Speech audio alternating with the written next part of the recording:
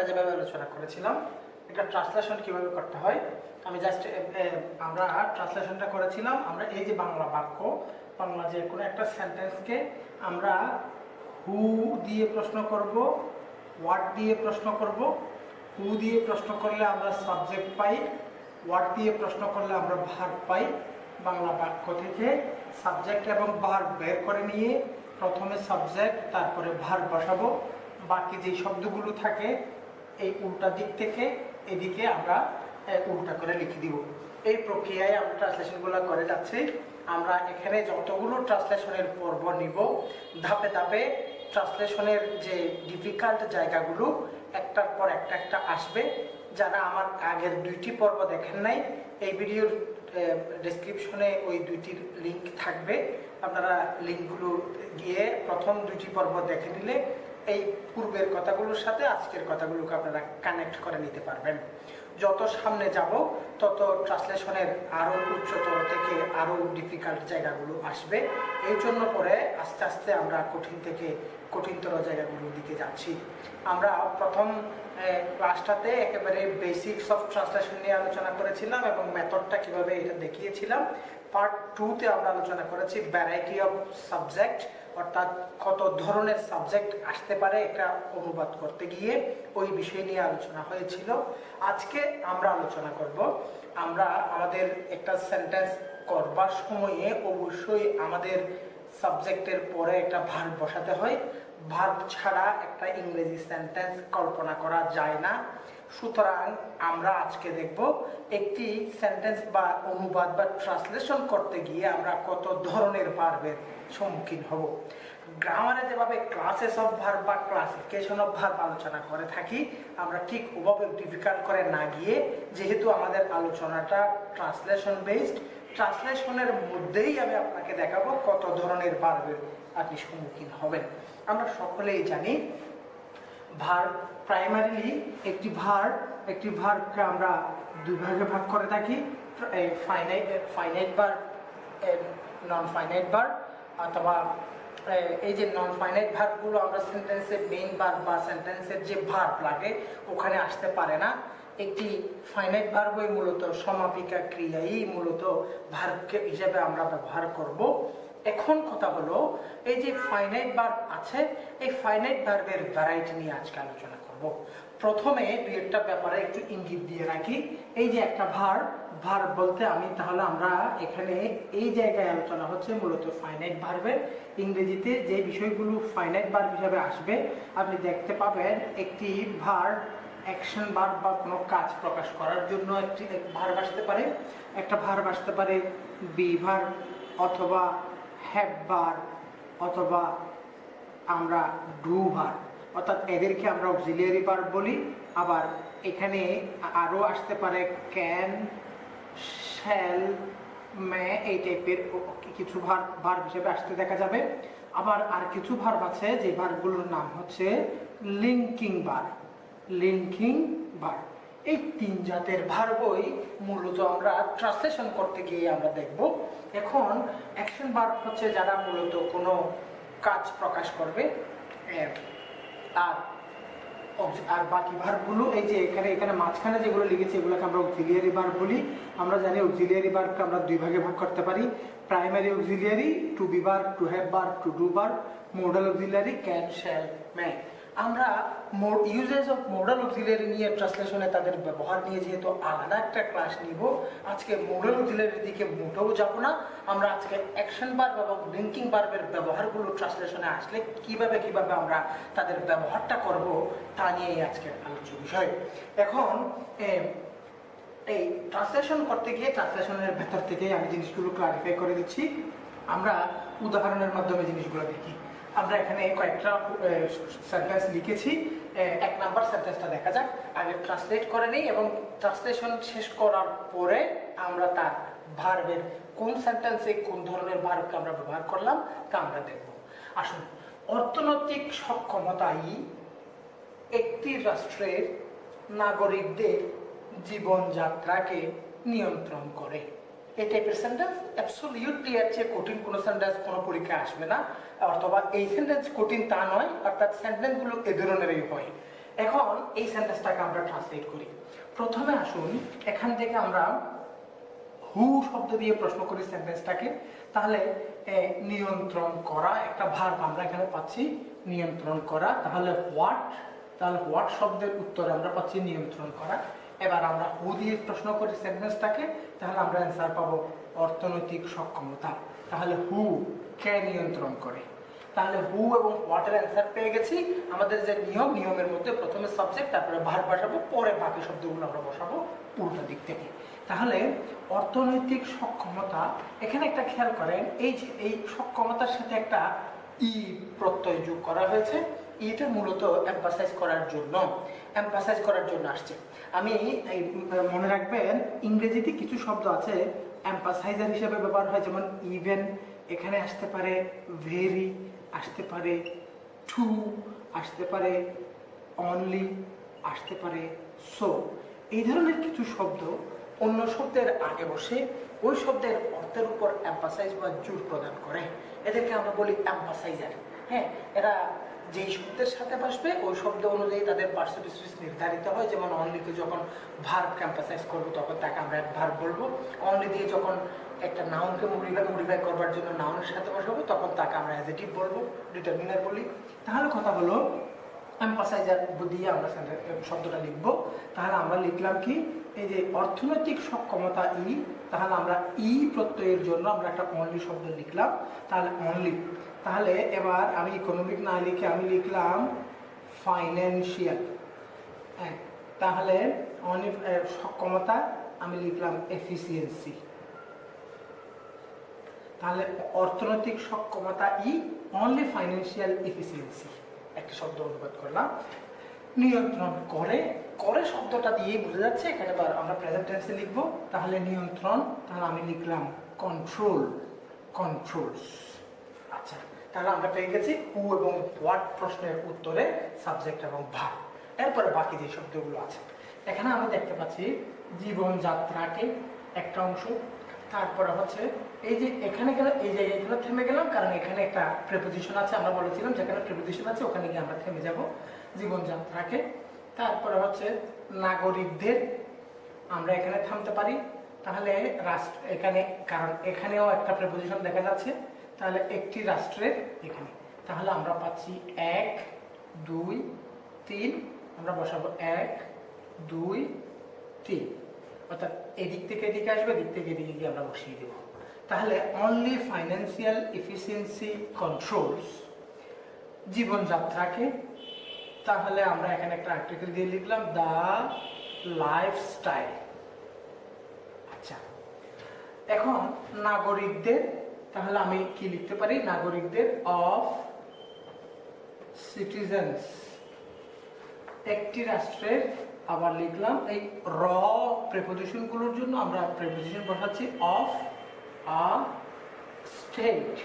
তাহলে আমাদের সেন্টেন্স হয়ে গেল only financial efficiency controls the lifestyle of citizens of a state. That's all, sentence হয়ে গেল। এখন এই সেন্টেন্সে ভার্ব নিয়ে আমরা এই কন্ট্রোল শব্দ নিয়ে আমি কথা বলবো। আগে দ্বিতীয় সেন্টেন্সটা করি। দুইটি শব্দের দুইটি সেন্টেন্সের দুইটি ভার্বকে কম্পারিজন করে দেখানোর জন্যই এভাবে আমি ডিজাইন করেছি।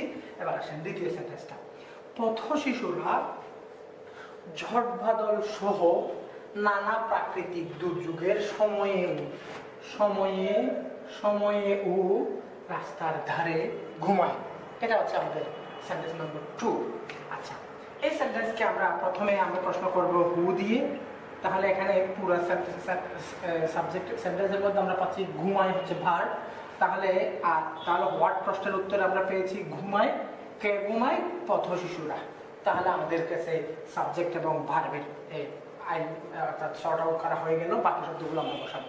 তাহলে পথ শিশুরা ইংরেজি করলাম, আমি লিখলাম স্ট্রিট চিলড্রেন। তাহলে শিশুরা প্লুরাল, এই জন্য স্ট্রিট চাইল্ড না লিখে চিলড্রেন লিখলাম সাবজেক্ট। তারপরে হচ্ছে ঘুমায়, তাহলে আমি লিখলাম কি স্লিপ, প্লুরাল, এই জন্য এখানে এস দেইনি। আচ্ছা, তাহলে সাবজেক্ট এবং ভার্ব পেয়ে গেছি। বাকি শব্দগুলো আমরা এখানে এখন বসাবো। এখন বাকি শব্দগুলো বসানোর ক্ষেত্রে আমরা এখান থেকে এদিক থেকে আসবো। তাহলে আমরা প্রথমে পেয়েছি রাস্তার ধারে একটা অংশ, তাহলে সময়েও না লিখে আমরা লিখতে পারি দুর্যোগের সময়ে, প্রাকৃতিক দুর্যোগ একসাথে।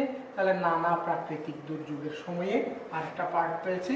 তাহলে ঝড় বাদল সহ আরেকটা পার্ট পেয়েছি। তাহলে সহ প্রিপোজিশনটার কারণে আমরা এখানে এসে থেমেছি। তাহলে আমরা এখানে পেয়েছি 1 2 3, আমরা বসাবো 1 2 3, এবার উল্টা দিক থেকে বসিয়ে দিলে আমাদের সেন্টেন্স হয়ে যাবে। দেখেন খুব সব চমৎকারভাবে সবগুলা সেন্টেন্স এই নিয়মেই করে যাচ্ছে। স্ট্রিট চিলড্রেন স্লিপ, রাস্তার ধারে। তাহলে আমরা এখানে আমি লিখলাম বাই। দেখেন বাই শব্দের অর্থ হচ্ছে পার্শ্বে, পার্শ্বে। বিসাইড শব্দের অর্থ হচ্ছে পার্শ্বে। এখানে আমি বাই লিখেছি, বিসাইড লিখি নাই, কারণ বিসাইড হচ্ছে তখনই বসাবো যখন কোনো স্থায়ীভাবে কোনো জিনিস পাশে বোঝায়। মনে করেন আমি বললাম Dhaka college is situated beside new market. তাহলে এখানে ঢাকা কলেজ স্থায়ী একটা জিনিস, এই জন্য পরে এখানে বিসাইড বসিয়েছি। কিন্তু যখন বাই হবে, মনে করেন he parked his car by my car, এখানে গাড়ি যে পার্ক করেছে এটা অস্থায়ী, সরে যাবে, এই জন্য বাই এই মনে রাখবেন। স্ট্রিট চিলড্রেন স্লিপ বাই, তাহলে রাস্তার ধারে আমি লিখলাম কি রোড সাইড, একসাথে লিখলাম স্পেস না দিয়ে। Street children sleep by road side.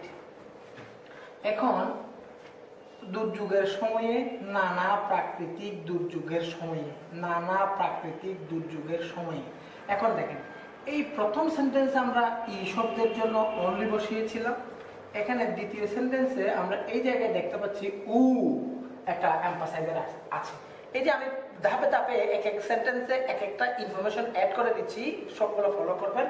নানা প্রাকৃতিক দুর্যোগের সময়েও, তাহলে আজকে আমরা দুইটা সেন্টেন্সে এমফাসাইজার গুলো আসলে তার জন্য কোন ধরনের শব্দের প্রয়োগ ওটা আমরা খেয়াল করলাম। তাহলে এখানে উ শব্দের জন্য আমি একটা লিখলাম ইভেন, জোর প্রদান করার জন্য একটু আগে দেখিয়েছিলাম ইভেন। তাহলে নানান প্রাকৃতিক দুর্যোগ, তাহলে আমি লিখলাম কি সময় দুর্যোগের একটা প্রিপোজিশন আছে। তাহলে আমি লিখলাম কি ইভেন। আচ্ছা, তারপরে আমরা রাস্তার ধারে আমরা লিখেছি বাই রোড সাইড। আমাদের অর্থাৎ গ্রুপ 1 পেয়ে গেছি। গ্রুপ 2 আমরা এখন লিখবো। আমরা এখন দেখতে পাচ্ছি নানা প্রাকৃতিক দুর্যোগের সময়ে ও, এই জায়গায় এখানে সময়ে এর আগে একটা ও আছে, এর শেষে এই ও শব্দটাকে আমরা এই যে এমফাসাইজার হিসেবে একটু আগে আমি দেখিয়েছি, আমরা এখানে ব্যবহার করব ইভেন। আচ্ছা, এখন ইভেন লিখে নানান প্রাকৃতিক বা নানা প্রাকৃতিক দুর্যোগের সময়, তাহলে আমরা পুরো কথাটাকে লিখলাম কি even at the time of various natural disasters। তাহলে এই অংশটা অনুবাদ হয়ে গেল ঝড় বাদল সহ। তাহলে এই কথাটা অনুবাদ করলাম along with just storm লিখে দিলাম। আচ্ছা, ঝড় বাদল, এখানে ঝড়ের অর্থে আমি স্টর্ম লিখেছি। তাহলে কথা হচ্ছে আমরা এই সেন্টেন্সটা পেয়ে গেছি street children sleep by roadside even at the time of various natural disaster along with storm। আমাদের সেন্টেন্স হয়ে গেল। তাহলে আমাদের সেন্টেন্স আমরা যে কাজটা করেছি সেটা হচ্ছে প্রথমে সাবজেক্ট এনেছি, তারপরে ভার্ব এনেছি। এই সাবজেক্ট ভার্বের পরে এখানে আমরা গ্রুপ অফ ওয়ার্ড সিলেক্ট করেছি গ্রুপ 1, তারপর আমরা এটা হচ্ছে গ্রুপ 2, এটা হচ্ছে গ্রুপ 3, আর এদিক থেকে এদিকে, এদিক থেকে এদিকে আমরা বসিয়ে দিয়েছি, আমাদের সেন্টেন্স শেষ। আমি হাজারে হাজারে যত এক্সাম্পল দিব সবগুলো এক্সাম্পল এই স্ট্রাকচার অনুযায়ী সমাধান করবো ইনশাআল্লাহ। এখন আজকে আমাদের যে আলোচনার বিষয় সেটা হচ্ছে variety of verbs in translation. এখন এই জায়গাটাতে আমরা একটু ক্লিয়ার করি। দেখেন এই যে দুইটা সেন্টেন্স, এই দুইটা সেন্টেন্সের মধ্যে আমরা প্রথম সেন্টেন্স আপনি খেয়াল করেন, প্রথম সেন্টেন্সের ভার্ব হচ্ছে কন্ট্রোলস শব্দটা, কন্ট্রোলস। আচ্ছা, দ্বিতীয় সেন্টেন্সের ভার্ব হচ্ছে স্লিপ শব্দটা। আচ্ছা, তাহলে এবার খেয়াল করেন, যদি গ্রামাটিক্যালি স্বাভাবিকভাবে চিন্তা করেন তাহলে প্রথম সেন্টেন্সে দেখেন সাবজেক্ট ভার্ব অবজেক্ট। তাহলে আমরা জিনিসটা ব্যাখ্যা করি, অনলি ফাইন্যান্সিয়াল এফিসিয়েন্সি এটা যদি সাবজেক্ট হয়, কন্ট্রোলস ভার্ব, তাহলে দ্য লাইফস্টাইল এটা হচ্ছে অবজেক্ট, বাকি অংশটা এক্সটেনশন। দ্বিতীয় সেন্টেন্স দেখেন, দ্য স্ট্রিট চিলড্রেন এই অংশটা যদি সাবজেক্ট হয়, স্লিপ যদি ভার্ব হয়, তাহলে বাই রোড সাইড এটা কিন্তু অবজেক্ট না। এই যে স্লিপ ভার্ব এবং কন্ট্রোল ভার্বের মধ্যে এই দুইটি ভার্ব ওই ভার্ব হিসেবে বাক্যের মধ্যে এসেছে, কিন্তু দুইটি ভার্বের ধরন আচরণ একই রকম নয়। এই যে ব্যাপারটা এটা আপনি খেয়াল করেন, তাহলে আমাদের যে অ্যাকশন ভার্বগুলো, কন্ট্রোলটাও অ্যাকশন ভার্ব, স্লিপটাও action verb, control action verb, slip action verb. এই অ্যাকশন ভার্বগুলো তাহলে আমাদের যে ভার্বকে আমরা সকলে জানি আমরা দুই ভাগে ভাগ করি, আমি জাস্ট লম্বা করবো না। একটা হচ্ছে ট্রানজিটিভ আর একটা হচ্ছে ইনট্রানজিটিভ। সংক্ষেপে লিখে দিচ্ছি, ট্রানজিটিভ মানে হচ্ছে এখানে অবজেক্ট থাকবে, ইনট্রানজিটিভ মানে হচ্ছে নো অবজেক্ট। অর্থাৎ যখন ট্রানজিটিভ হবে তখন তার গঠন হবে subject verb object plus modifier, সেন্টেন্সের গঠন। আর যখন ইনট্রানজিটিভ হবে তখন তার গঠন হবে সাবজেক্ট ভার্ব প্লাস মডিফায়ার, তাহলে মডিফায়ার। আচ্ছা, আর আমরা সহজে মাথায় রাখবো সাবজেক্ট ভার্ব অবজেক্ট মডিফায়ার। তাহলে সাবজেক্ট যেটা এটা নাউন বা প্রনাউন বসবে, ভার্বের জায়গায় ভার্ব বসবে, অবজেক্ট যেটা সেটা নাউন বা প্রনাউন বসবে।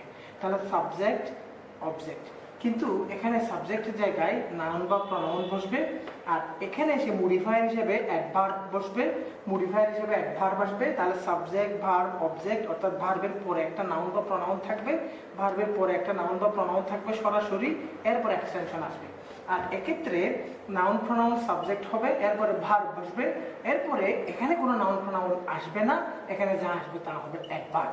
সহজ করে বুঝিয়ে বলি, এই জায়গায় যদি কোনো নাউন চলে আসে, এই নাউনের আগে আমরা একটা প্রিপোজিশন বসাই, এই নাউনের আগে প্রিপোজিশন বসিয়ে এই নাউনটাকে আমরা মূলত অ্যাডভার্বিয়াল ফ্রেজ বানাই। মূলত নাউনের আগে প্রিপোজিশন বসিয়ে নাউনটাকে অ্যাডভার্বিয়াল ফ্রেজ বানাই। যেমন দেখেন, আমি যদি বলি হি রিডস ইংলিশ, একেবারে সহজ করে দেখাচ্ছি, আমি একেবারে লম্বা করার সুযোগ নেই। সাবজেক্ট ভার্ব অবজেক্ট, তাহলে আমি এরপরে লিখলাম কি ডেইলি। তাহলে সেন্টেন্সটা দাঁড়ালো কি সাবজেক্ট ভার্ব অবজেক্ট, এরপর আসছে মডিফায়ার। আচ্ছা, আর অথচ এই সেন্টেন্সে দেখেন আমি লিখলাম হি, এখানে লিখলাম কি ওয়ার্কস, তারপর লিখলাম গার্ডেন। এখন দেখেন, এই দেখেন he subject, read verb, English object, এটা একটা নাউন, এরপর আসছে অ্যাডভার্ব, আর এখানে হি সাবজেক্ট ওয়ার্ক ভার্ব, এরপর এখানে একটা গার্ডেন আসছে। এই ভার্বটা ইনট্রানজিটিভ ভার্ব, এই ভার্বটা ইনট্রানজিটিভ, এই জন্য এখানে কোনো নাউনের জায়গা কিন্তু নেই। সাবজেক্ট ভার্ব মডিফায়ার, মডিফায়ার মানে অ্যাডভার্ব, আর এখানে যদি কোনো কারণে অ্যাডভার্ব কোনো নাউন আসে, নাউনের আগে আমরা একটা প্রিপোজিশন বসাবো, এই জন্য গার্ডেন না লিখে আমরা এখানে লিখলাম ইন দ্য গার্ডেন। তার মানে হচ্ছে সাবজেক্ট ভার্ব অবজেক্টের জায়গায় এখানে একটা নাউন আসছে, কিন্তু এখানে সাবজেক্ট ভার্ব এখানে একটা নাউন আসার সুযোগটা নাই। এখানে কোনো নাউন আসলেও তার আগে আমরা একটা প্রিপোজিশন দিব, যথেষ্ট গুরুত্বপূর্ণ কথা। আমি এটা প্রিলিমিনারি বা গ্রামারে, আমরা যারা এখানে রিটেনের জন্য যেহেতু ক্লাস, রিটেনের ক্যান্ডিডেট হিসেবে আপনাদের ব্যাপারটা জানা থাকবার কথা, কিন্তু যে কজন দুর্বল আছে তাদের জন্য এখানে এই জিনিসটা আমি দেখালাম।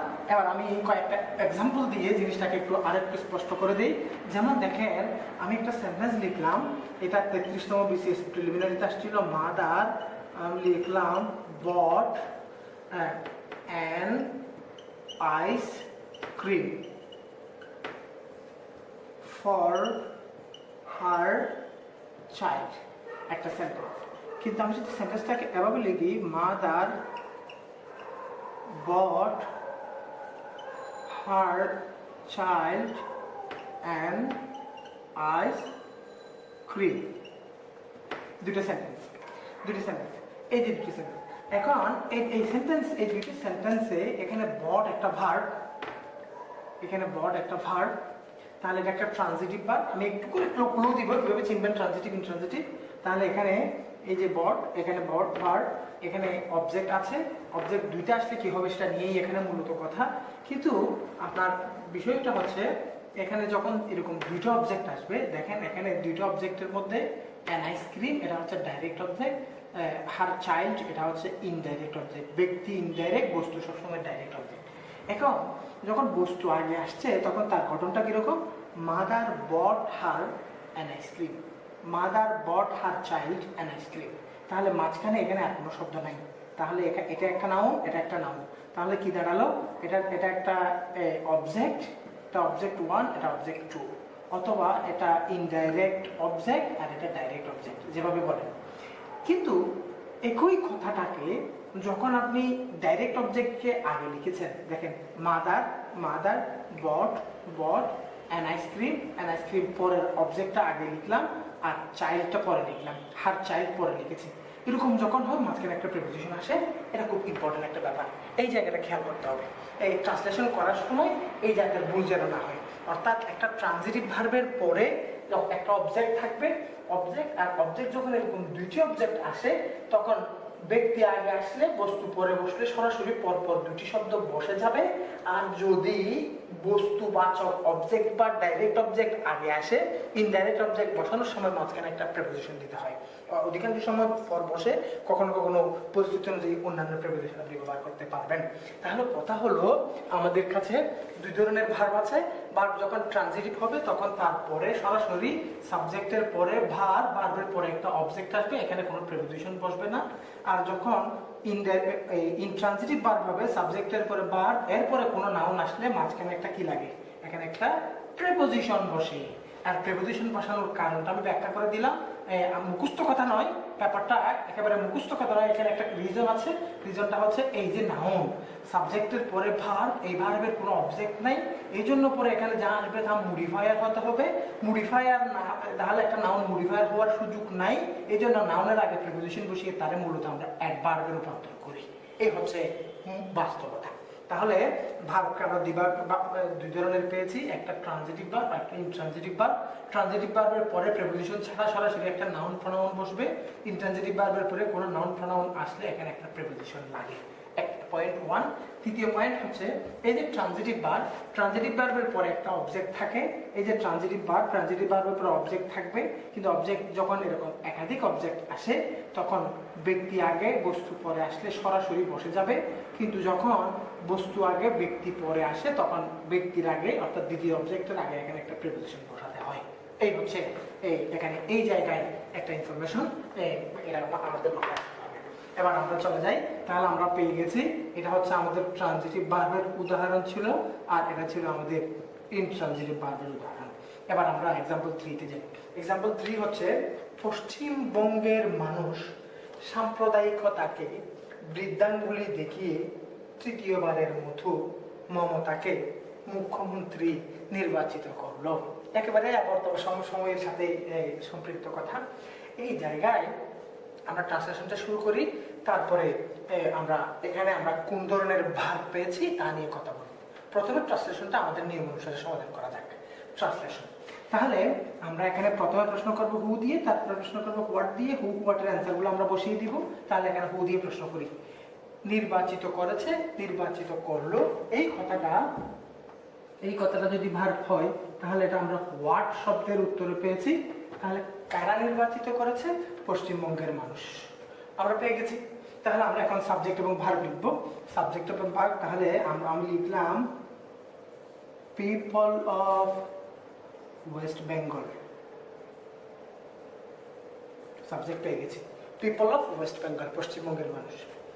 নির্বাচিত করলো, এই যে কথাটি, এই কথাটার মধ্যে খেয়াল করেন ইলেক্টেড করার কাজ শেষ। এখন কখন ইলেক্টেড করেছে কথাটা উল্লেখ নাই, সময় মেনশনড এখানে নয়।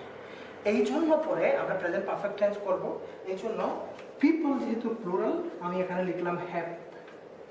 তাহলে এবার লিখলাম ইলেক্টেড।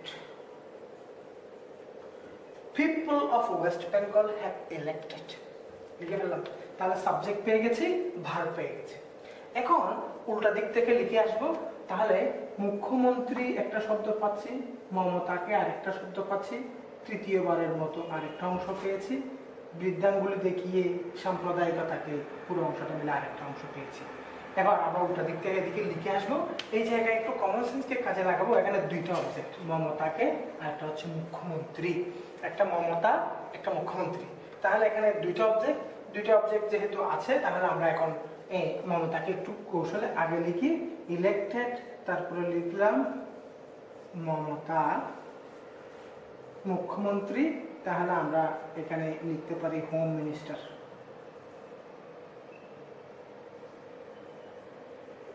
স্টেট মিনিস্টার যেভাবে লিখেন, এখানে যদিও এটা স্বরাষ্ট্রমন্ত্রী অর্থে আসে, কিন্তু আমি এভাবে লিখলাম।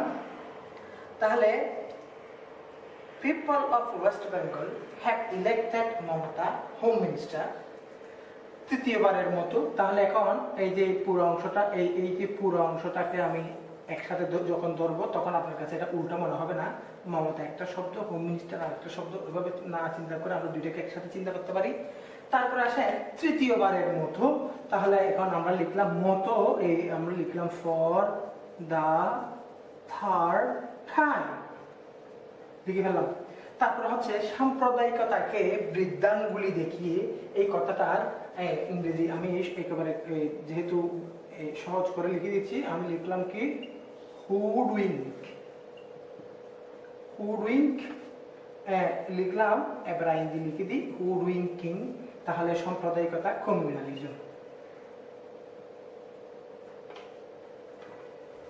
এবার খেয়াল করেন, এখন সেন্টেন্সের অনুবাদটা কিভাবে করেছি আরো একবার রিভাইজ করা যাক, কারণ আমি জাস্ট এখানে স্যাম্পল দেখাচ্ছি। এভাবেই আপনি হাজার হাজার পৃথিবীর যে কোনো সেন্টেন্সকে আপনি ট্রান্সলেট করবেন। অনুবাদটা কিভাবে করেছি, প্রথমে হু দিয়ে প্রশ্ন করে কারা নির্বাচিত করেছে, সাবজেক্ট বের করেছি পিপল অফ ওয়েস্ট বেঙ্গল। তারপরে কি করেছে, নির্বাচিত করেছে, ভার্ব বের করলাম, তাহলে হোয়াট প্রশ্নের উত্তর, হু প্রশ্নের উত্তর। এরপরে আপনি সংযুক্ত করে নিতে পারেন, যদি কোনো কারণে কোনো জায়গায় ডিফিকাল্টি ফেস করেন, তাহলে আপনি সাবজেক্ট ভার্বের পরে, অর্থাৎ সাবজেক্ট ভার্ব বের করে এভাবে ট্রান্সলেশন করতে করতে অভ্যাস যখন হয়ে যাবে, তখন আপনি একটা কাজ করবেন। ওই যে প্রথম ক্লাসে দেখিয়েছিলাম ডব্লিউএইচ ওয়ার্ডগুলোর ব্যবহার, এখানে আপনি হুম শব্দটাকে ব্যবহার করেন। হুম শব্দ ব্যবহার করলে আপনি তার উত্তরে অবজেক্ট পাবেন, এরপর অবজেক্ট বসাবেন। কিন্তু কথা হলো, হুম শব্দটাকে আমরা অন এন এভারেজ সব ক্ষেত্রে রাখবো না, কারণ আমরা জানি ট্রানজিটিভ ভার্ব হলে অবজেক্ট থাকবে, কিন্তু ইন্ট্রানজিটিভ হলে অবজেক্ট থাকবে না, এই যে ব্যাপারটা। এখন সাবজেক্ট এবং ভার্ব বসিয়ে দিলাম, এরপরে উল্টা দিক থেকে নিয়ে আনলাম মমতাকে মুখ্যমন্ত্রী। তাহলে মমতা হোম মিনিস্টার অথবা স্টেট মিনিস্টার। আমি হোম মিনিস্টার, অনেকে আবার বিতর্ক করবে, আমি এই জন্য এটাকে লিখে দিলাম স্টেট মিনিস্টার। তৃতীয়বারের মতো ফর দ্য থার্ড টাইম, সাম্প্রদায়িকতাকে বৃদ্ধাঙ্গুলি দেখিয়ে, দেখেন হুডউইঙ্কিং কমিউনালিজম। আমি এই সেন্টেন্সটা শেষ করলাম। এখন এই যে সেন্টেন্স, এই সেন্টেন্সের মধ্যে ইলেক্ট একটা ভার্ব আমরা পেয়েছি, ইলেক্ট একটা ভার্ব। এই ভার্বটা এটা আরেক ধরনের ভার্ব, একটাকে পেয়েছি